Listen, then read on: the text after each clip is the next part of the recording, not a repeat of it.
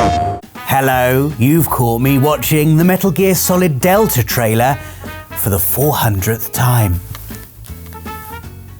If you've somehow missed Delta so far, you've been squatting under a log perhaps, or had your ears submerged in a mangrove swamp, this is the PS2 classic Metal Gear Solid 3 Snake Eater Reborn. 140 seconds of trailer crammed with nods and winks to a world I've obsessed over for almost 20 years.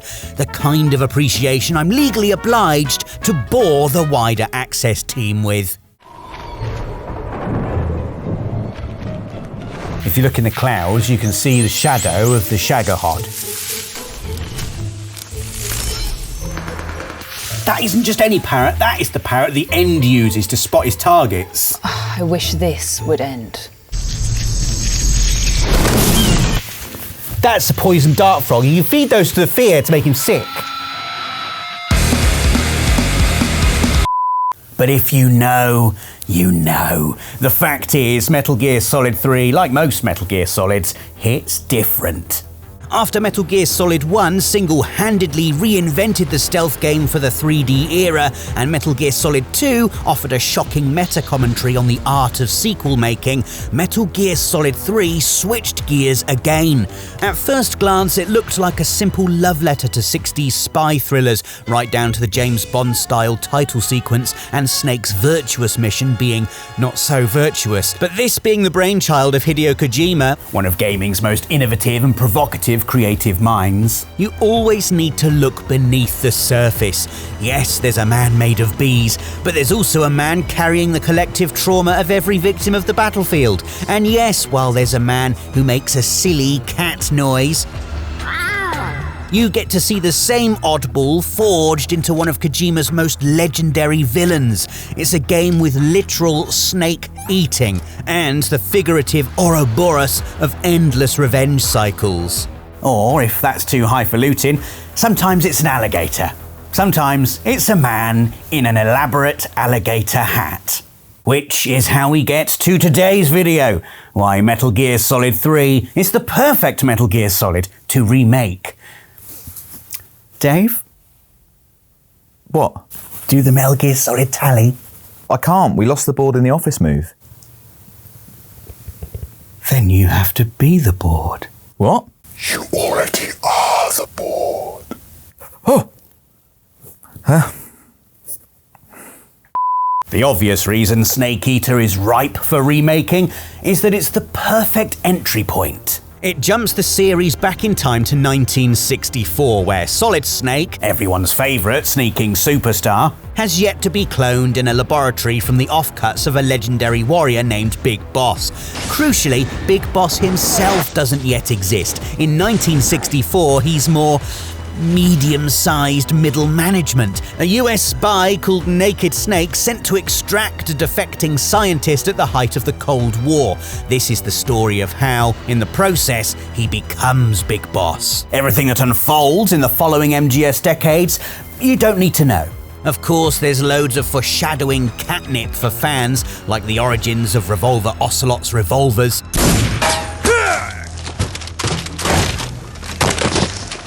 or the story behind Big Boss's iconic eye patch, but you don't need a degree in Kojima to enjoy this Metal Gear. I mean, it doesn't even have a Metal Gear. Back in 1964, everyone was crazy for the Shagahod instead, which I'm secretly glad didn't catch on.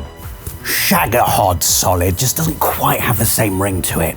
What's more, not only is it the easiest entry to get your head around, but without that baggage, it's lighter on its feet. Don't get me wrong, people are traumatized in this story. There's the thing with the... and then of course you've got the... and don't forget the... But before that, it's all spy gadgets and mild flirting and talking about old movies with your radio pals and Naked Snake dropping some legendary banter. Raw fish. Just the place for my survival techniques. By Metal Gear standards, it's the Garden of Eden just before the fall. Only, instead of listening to the serpent, you're sticking one in your gob. The fact that Metal Gear Solid 3 does take Naked Snake back to nature and then shove a lot of that nature in his mouth is another reason a remake makes sense. Where Metal Gear Solid 1 and 2 largely revolved around cold, sterile interiors, MGS3 airdrops us into an ambitious, organic playpen set in the famous tropical jungle of Russia. Don't try looking for those on Google Maps. This isn't a world of neat right-angled corridors and clean edges to carefully peek around. It's the murk of the jungle, where camouflage can hide hunter and prey alike, where convenient knee-high cover is swapped for patchy grass coverage, and where most players probably die to a sucking mud bath before they even meet a guard. It's a chaotic, natural world, but a chunky PS2 impression of one. One of the joys of remakes is seeing modern hardware fill in the gaps with extra texture and atmosphere.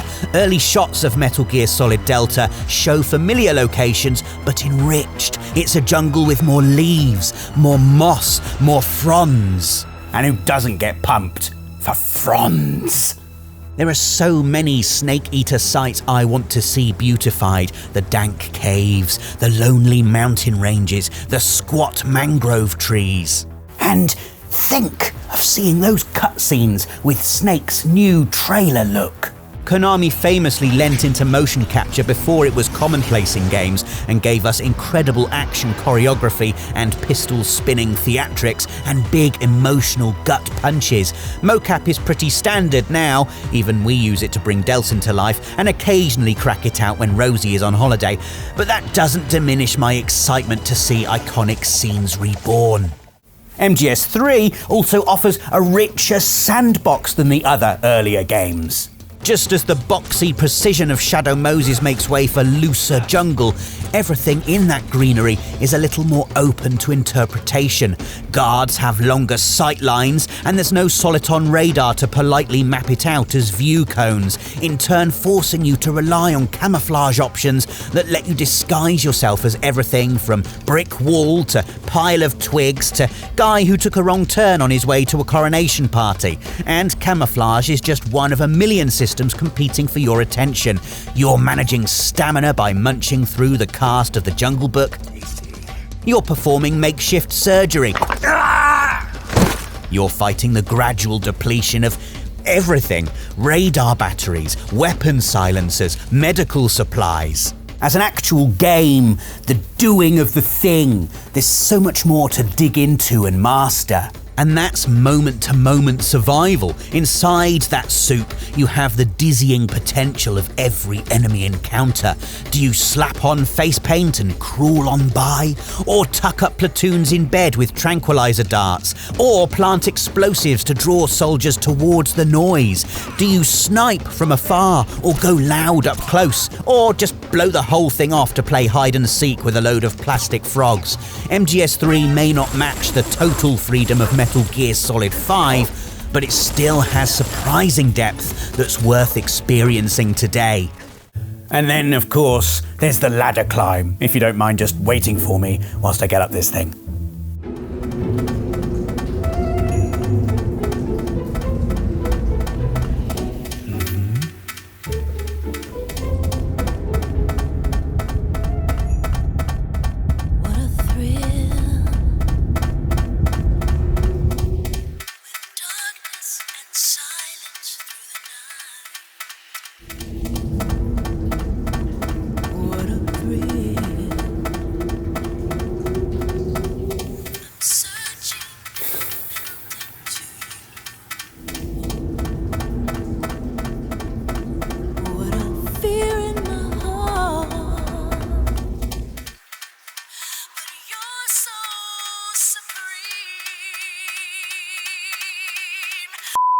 Yes, there's a long ladder climb, which may not seem important, but is part of Metal Gear Solid 3's singular pacing.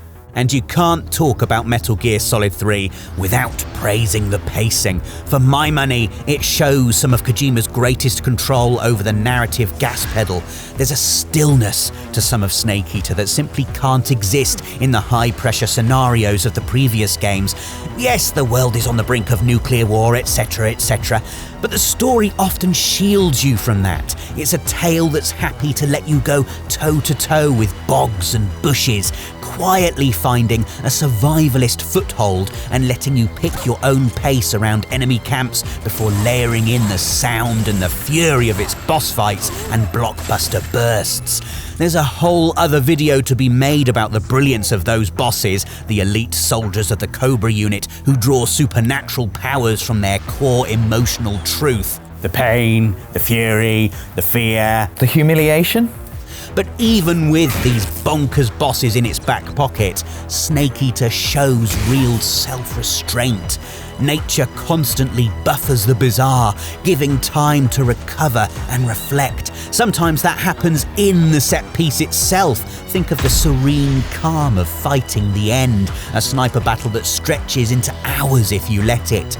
I could list moments from Metal Gear Solid forever, but Dave's only got so much t-shirt, and getting into more specific moments feels like spoiler territory. Silly for a 19-year-old game, but suddenly relevant again as a new generation prepares to discover its secrets.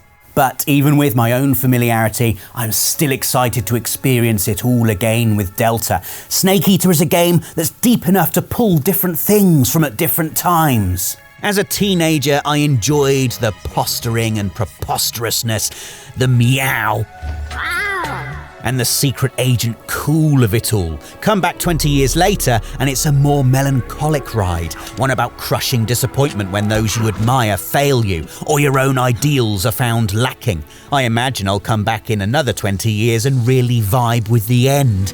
Yeah, I'd like to lie down in some moss too. Okay, I don't think there's any point in your life where the bee guy makes sense. But let's gloss over that in the name of a neat conclusion. It's a special game, Metal Gear Solid 3, mechanically richer in its attempts to simulate guerrilla warfare, and, apt for a game so dependent on camouflage, narratively deceptive as James Bond playfulness makes way for devastating revelations. Don't get me wrong, I'd happily devour a remake of any Metal Gear Solid game, and will be gobbling up the Master Collection re-release of the MGS trilogy, but there's something so singular and specific about Operation Snake Eater and Naked Snake's trek to the heart of darkness. It's the perfect pick for a remake. Do you feel the same way? Share your tales of Snake's Soviet saga in the comments. What standout moment are you most looking forward to experiencing for a second time? And speaking of obsessive hunting missions, why not check out Rosie's ode to Resident Evil trophy collecting while you're here? And subscribe to PlayStation Access for endless PlayStation delights. Thanks for watching, and see you again soon.